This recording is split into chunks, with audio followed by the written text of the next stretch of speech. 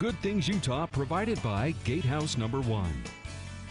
She was just crowned Miss Utah USA 2020, and she made history while doing it. Rachel Slauson is the first openly LGBTQ plus woman to ever compete at Miss USA. We don't know when that is, but probably sometime this summer. She is joining me now.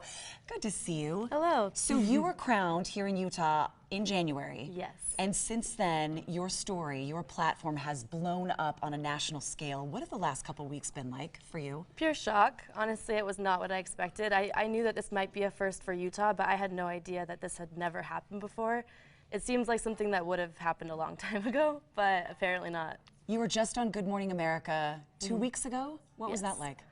It was honestly so fun. We did a segment getting ready for Cynthia Rowley's fashion show at New York Fashion Week. So it was the perfect mix because it was glam and really fun, but also got to talk on more serious subjects, which I'm passionate about, like mental health and suicide prevention. Did this all start with the pageant, or did it start with a post that you did after the pageant? So I came out on social media last year, a while ago, and then right after I was crowned that very night, I posted about my experience, which was my second time competing at Miss Utah USA. I tried to end my life later that night, and from there I kind of started out on a journey with my own mental health, and really that was the key moment when I realized that this was nothing to do with a pageant at all. Pageants are really fun, but there's a huge suicide crisis right now, even in our state in Utah, and I was one of those people. Where were you in that moment? Talk about that after competing and you were at your lowest low. I think that a lot of it had to do with self-esteem issues that I had started struggling with after my parents' divorce. I really internalized a lot of the things that my parents said about each other during divorce, and I think that that happens to a lot of young children.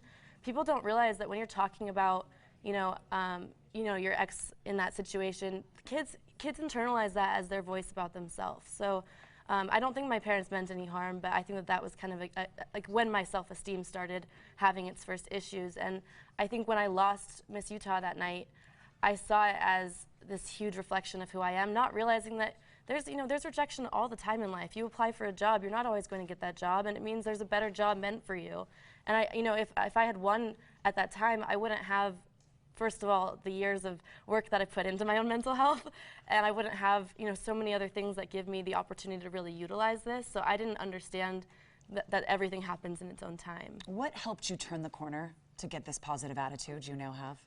So I had a few moments that were really low since that moment. That was not my lowest low, and I think I kind of had this realization when I realized that no one's coming to save me, and not in a sad way.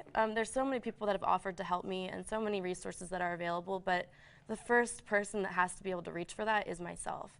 And I realized that I have to love myself enough to ask for help and to not be okay. And now you are Miss Utah USA, and you want to spread that message to everyone out there. What is your platform? What do you plan on doing this year? So my platform is I Am Why, which is based off a TEDx talk I gave a couple months ago called I Am Why I Am Here. And the idea behind that is that each of us are our own why. The only reason that you need to be alive is the fact that you are. So if you're ever looking for purpose or wondering why keep going, you are the reason. Every human has the right to have a happy life. And my goal as Miss Utah USA is to be able to remove some of the shame around some of the conversations that leads us to question our worth. Whether that's sexuality, which is just one detail of who I am, being bisexual, but also, I have bipolar disorder, and that's a heavily stigmatized mental illness. And I've realized that through my own recovery, it's not necessarily a death sentence. I can manage my own emotions. I don't have to live in these extreme highs and lows if I'm willing to work on myself and take medication and see a therapist. There's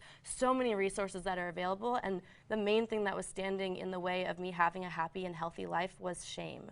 And I think that there's just no room for shame anymore. There's no room for stigma.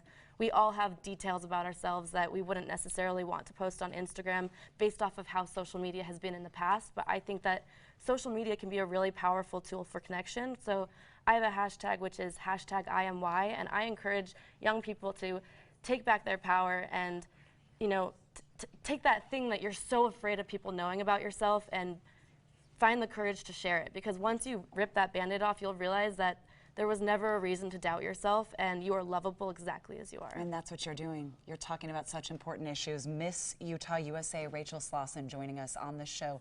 You can watch her at Miss USA coming up sometime this summer.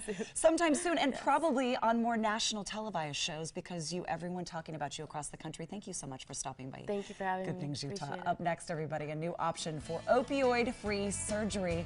And then coming up in our kitchen, we're baking up a fresh loaf of brioche bread and buy, sell, trade, and look so good while doing it. We're sharing a spot that will help you look stylish this spring without spending a fortune. GTU will be right back. Flooring for the Good Things Utah set provided